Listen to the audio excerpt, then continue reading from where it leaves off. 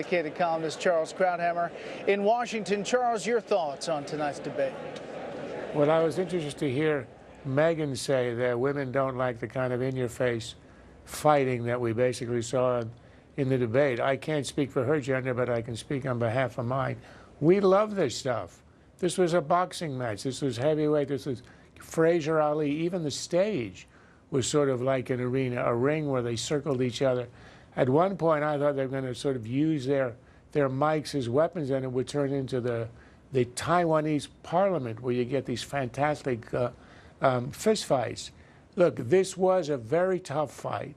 I think Romney did about as well as he did last time around. He made his points. Obama clearly had a good night, a much better night than the first night.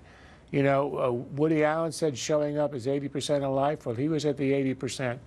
And I think on points, if you were scoring it on points, Obama wins on points. He made a lot of counter punches. He made a lot of accusations. He managed to get under Romney's skin a little bit by referring to his wealth. If you make $20 million a year, trying to make a point about taxes, but it was really a way to say you're a rich guy. How would you understand the ordinary guy? I thought there was one point where Romney did really well. I think all of us agree that was on the larger general issue of the failure of this administration. When Romney went large, he did well. When Romney went small, trying to answer each point here and there, I think Obama got the better of it. But there was one really critical issue in this debate: the Libya question. Obama was completely at sea. He was asked about the security in Libya, at Benghazi. He didn't even try to answer because he had no answer. Instead, he went on and on about how we're going to catch these guys. Romney, I think, had a huge opening that he missed. Obama ended by saying, you know, I'm offended by the implication that we would mislead. The obvious retort was, mislead? You sent out your UN ambassador to mislead America on 5 television shows in one morning, implying it was about a video, talking about a riot. There was none. There wasn't a video involved in this issue in Benghazi.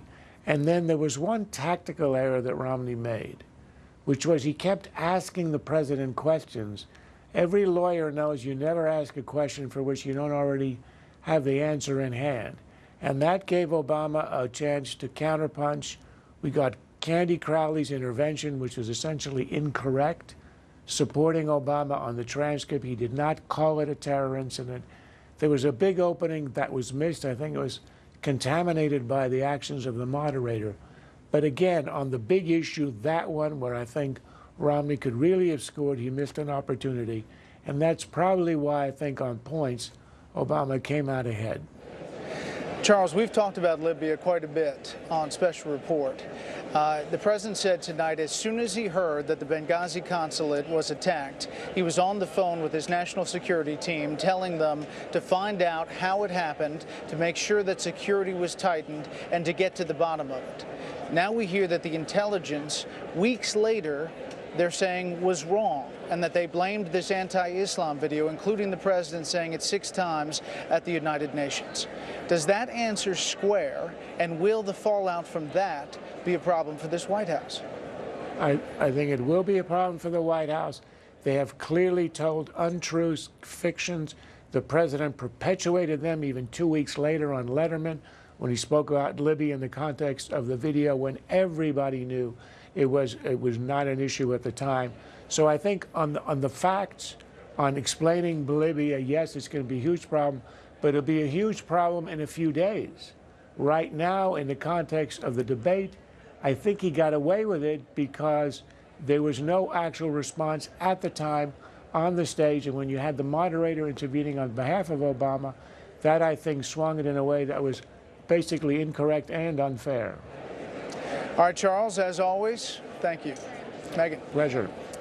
Well, Fox News has teamed up with the good folks at Twitter to find out what you had to say about tonight's debate. During the debate, Twitter was keeping tabs on when